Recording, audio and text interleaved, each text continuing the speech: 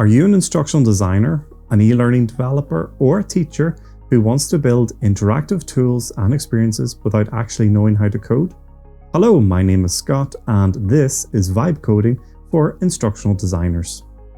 Vibe coding is an emerging AI-driven approach that lets you describe what you want to build in plain language and have an AI tool write the code for you. In this course, I will show you exactly how to get started and how to bring vibe coding into your instructional design workflow.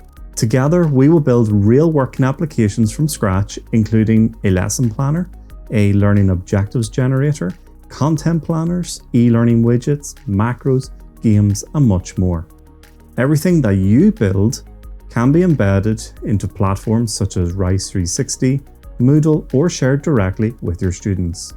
This course is designed for instructional designers, e-learning developers, and teachers at any level, and no coding experience is required.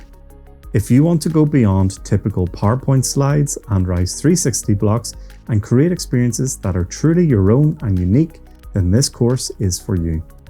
If that sounds good, then enroll today and I will see you on the course.